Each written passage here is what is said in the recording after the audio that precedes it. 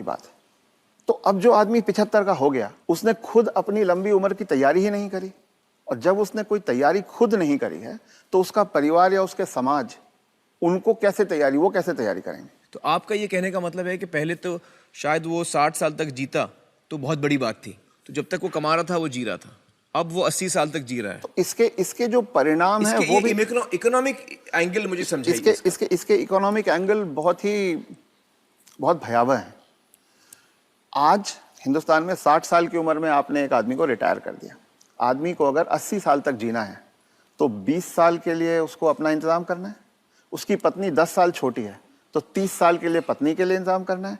औरतें आमतौर पे 5 से 7 साल ज्यादा जीती हैं, तो 35 साल के लिए उसे अपनी पत्नी के लिए फाइनेंशियल इंतजाम करना है और 20 साल के लिए खुद के लिए इंतजाम करना है।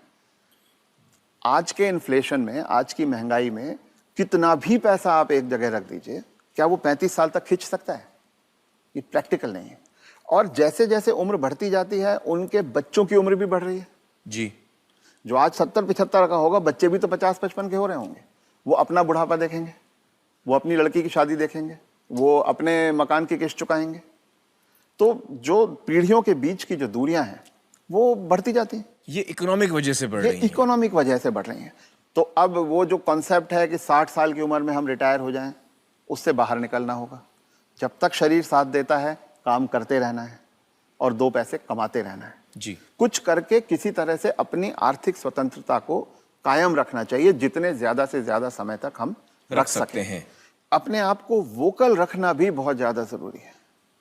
अगर मेरी परवाह मेरे परिवार वाले नहीं कर रहे हैं और अगर अड़ोसी पड़ोसी इस बात को जान जाएं तो कोई भी बुजुर्ग कभी भी किसी परेशानी का सामना नहीं करता, क्योंकि तो चुप ना रहें। चुप रथ ना साहब रहें। ये कह रहे हैं कि चुप ना रहें। अगर आपके बच्चे आपके साथ व्यवहार ठीक नहीं कर रहे हैं सबको बताएं।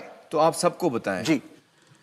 रथ साहब, बहुत सारे जो बुजुर्ग हैं हमारे समाज में, उन पे प्रेशर आता है बच्चों की तरफ से कि आपकी जो जायदाद है या जो घर है या जो प्रॉपर्टी है, जो कुछ भी आपके पास है, वो आप हमारे नाम कर दें। इस पे आप कुछ टिप्पणी देना चाहेंगे? पहला ये कि किसी भी हालत में आपके पास जो भी धन संपदा है, जो भी आपके पास आर्थिक साधन है, वो जब तक आप और आपकी पत्नी जीवित हैं किसी और के हाथ नहीं जाना चाहिए। कितना भी प्यार करते किसी हो, के नाम पे नहीं जाना किसी चाहिए। बच्चे, किसी बहू, किसी पोते, किसी के नाम पे ना जाए, कितना भी आप प्यार करते हो। क्योंकि जब तक अगली पीढ़ी को पिछली पीढ़ी का सामान कुछ मिलता नहीं है तब तक वो उनकी इज्जत करते रहते हैं। वो हाथ पांव भी दबाएंगे, वो अस्पताल भी ले जाएंगे, वो दवा दारू भी करेंगे। और वो ही माँ बाप सबसे ज्यादा सफर करते हैं जो अपने प्यार के कारण उमड़ते चले जाते हैं। मेरा बेटा, मेरी बेटी, मेरी बहू, मेरा पोता, जो ये मेरा मेरा करना जिसने शुरू किया, बस वहीं से उनके दुर्गति के दिन शुरू हो जाते हैं।